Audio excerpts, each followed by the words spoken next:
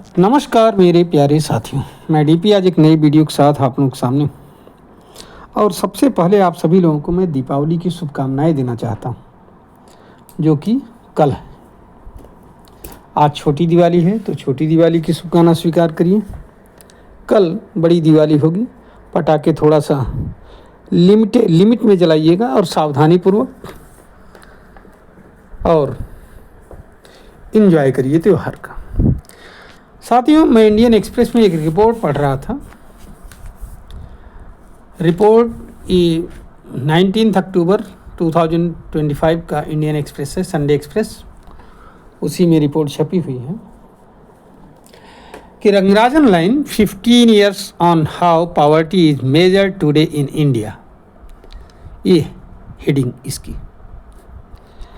और इसमें एक जिक्र किया गया है कि पॉवर्टी को नापने के लिए, मेजर करने के लिए आज से लगभग 15 साल पहले, मतलब 2011 में एक समिति बनाई गई जिसको कहा गया रंगराजन कमेटी। ये रंगराजन की अध्यक्षता में ही ये समिति बनाई गई थी। आरबीआई के गवर्नर थे, फॉर्मर आरबीआई गवर्नर रहे हैं सी रंगराजन। और इस रिपोर्ट से इस कमेटी की रिपोर्ट जो सौंपी गई सरकार को 2014 में सौंपी गई, इसमें ये बताया गया उस ज़माने में कि जो 1407 रुपीज़ पर मंथ, ध्यान रखिएगा, 1407 rupees per month per capita खर्च कर सकता है, कहाँ, अर्बन एरिया में, शहरी क्षेत्रों में, और 970 rupees per month per capita rural areas में जो खर्च कर सकता है वो गरीबी रेखा से ऊपर माना जाएगा। अर्थात शहर में 47 रुपीज़ पर डे अप्रॉक्स, और गांव में 32 रुपीज़ पर डे खर्च करने वाला आदमी क्या माना जाएगा, पॉवर्टी लाइन से ऊपर। लेकिन इससे नीचे है तब नहीं। इसके बेसिस पर बहुत सारी पॉवर्टी लाइन इस पर इंडिया में जो है बनाई गई थी। तब के कुछ अलग पैरामीटर्स भी थे, ठीक। अब जो है इसमें एक सुधार किया गया। ये जो रिपोर्ट आई है इसके बेसिस पर ये जो 47 रुपीज़ और 32 रुपीज़ वाला जो टैगलाइन डिसाइड की गई, इसको कहा जाता है रंगराजन लाइन। क्या कहा जाता है? रंगराजन लाइन। अब इसमें सुधार किया गया है, इम्प्रूवमेंट किया गया है। ये जो रंगराजन लाइन है थ्रेशोल्ड लाइन मानी जाती है, ठीक है। और उसके बाद में अब जाकर के इसमें सुधार हुआ है। क्या सुधार हुआ है जरा सा ये देखिए, आप लोग समझने की कोशिश करिए कि इकोनॉमिक्स एंड पॉलिसी रिसर्च ने एक नया पेपर पब्लिश किया जिससे रंगराजन लाइन को अपडेट किया गया। ध्यान रखिएगा, 20 मेजर स्टेट्स का अध्ययन किया गया। हाउस होल्ड कंजप्शन एक्सपेंडिचर सर्वे, HCES, house hold consumption expenditure सर्वे, इसके आधार पर सर्वे किया गया, अध्ययन किया गया इन हाउस होल्ड्स का सर्वे करके। और 2022-23 के आधार पर यह अध्ययन किया गया। इसके बेसिस पर माना ये गया कि जो रूरल पॉवर्टी है वो 4.86% है और अर्बन पॉवर्टी 4.09%। रूरल एरियाज में माना यह गया कि जिनका एक्सपेंडिचर करने की क्षमता 1632 rupees per month per capita है, और अर्बन का मतलब शहरी क्षेत्रों में 1944 rupees per month per capita अगर है खर्च करने की क्षमता, एक्सपेंडिचर कैपेसिटी, तो उसको एबव द पॉवर्टी लाइन माना जाता है।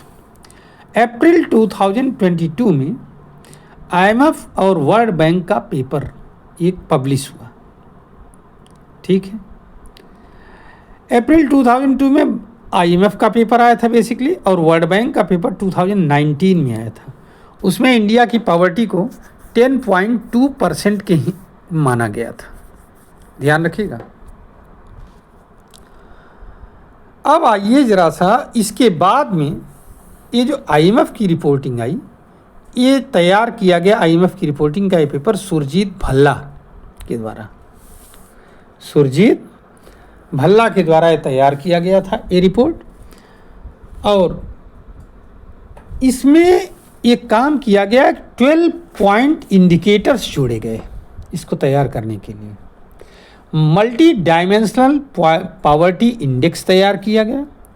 इस इंडेक्स का बेस भी जो है, ध्यान रखिएगा, हेल्थ, एजुकेशन और स्टैंडर्ड ऑफ लिविंग को बनाया गया।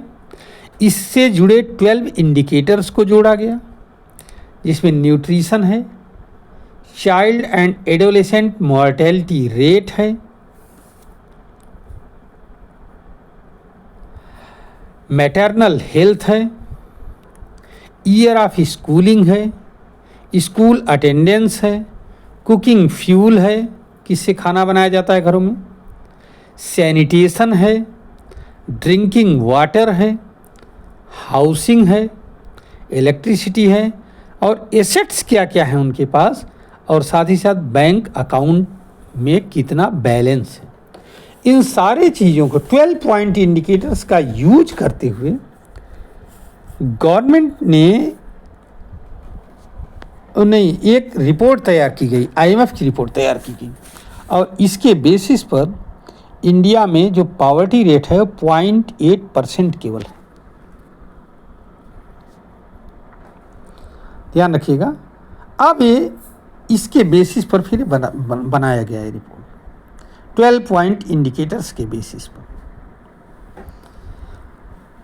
तो ये रहा पूरा। अच्छा, ये जो लेटेस्ट सर्वे आया, जो मैं आधार बता रहा हूँ, 1632 रुपीज़ रूरल एरियाज में और 1944 रुपीज़ अर्बन एरियाज में। इसके बेसिस पर जो पॉवर्टी लाइन इंडिया में दिखाई पड़ रही है, उसमें हाईएस्ट 3 पॉवर्टी लाइन स्टेट्स कौन कौन से हैं, हाईएस्ट 3 ध्यान रखिएगा। दिल्ली, यहाँ पर पर कैपिटा एक्सपेंडिचर 2577 है। दूसरे नंबर पर हरियाणा आता है 2083, और पंजाब तीसरे नंबर पर है 2048 रुपीज़। ठीक है, ये पॉवर्टी लाइन तो है, एक्सपेंडिचर कैपेसिटी है। 2011-12 में अगर देखा जाए तो इनमें सबसे टॉप पर तो दिल्ली ही था, लेकिन सेकंड नंबर पर था आपका हरियाणा और थर्ड नंबर पर पंजाब, लेकिन दोनों में डिफरेंस केवल 1 रुपीज़ का था बस।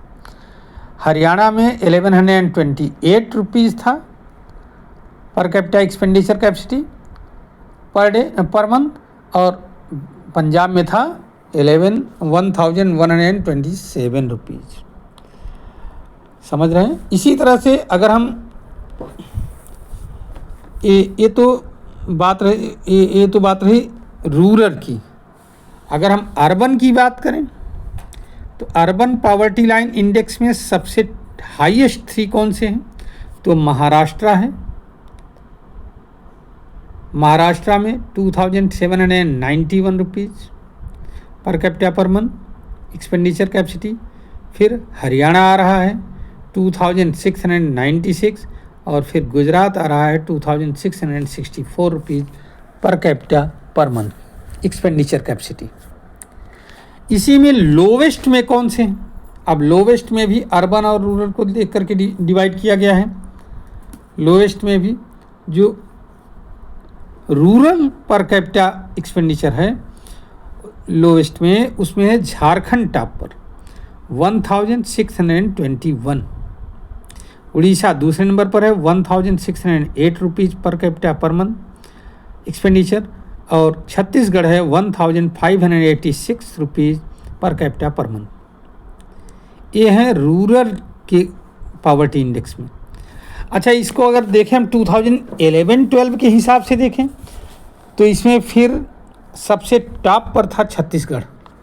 इस समय छत्तीसगढ़ डाउन हुआ है इसका मतलब। छत्तीसगढ़ सबसे टॉप पर था 912 रुपीज़ के साथ। 2011-12 की मैं बात कर रहा हूँ। दूसरे नंबर पर झारखंड और तीसरे नंबर पर उड़ीसा। उड़ीसा सबसे गरीब था, इसमें उड़ीसा दूसरे नंबर पर आ गया है। अर्बन एरियाज़ की अगर हम बात करें, शहरी क्षेत्रों में, तो सबसे टॉप पर है, मतलब हाईएस्ट 3 जो पावर्टी लाइन के स्टेट्स हैं उसमें बिहार आता है। अर्बन एरियाज में 2277 रुपीज़ केवल है उसकी एक्सपेंडिचर कैपेसिटी। उड़ीसा दूसरे नंबर पर है 2182 रुपीज़, और छत्तीसगढ़ तीसरे नंबर पर है 2149 रुपीज़ के साथ। तो ये रहा साथियों पावर्टी लाइन के स्टेट्स, और ये बताने की क्या है रंगराजन लाइन। उसके बाद में 12 इंडिकेटर्स कौन कौन से हैं और 3 सेक्टर्स कौन कौन से हैं, जिससे जोड़ करके इन 12 इंडिकेटर्स को, जिनके 12 इंडिकेटर्स के बेसिस पर इन 3 सेक्टर्स को देखा जाता है, हेल्थ, एजुकेशन और स्टैंडर्ड ऑफ लिविंग, और फिर उसके बाद में पावर्टी लाइन को डिसाइड किया जाता है। ये सारी चीज़ें हैं।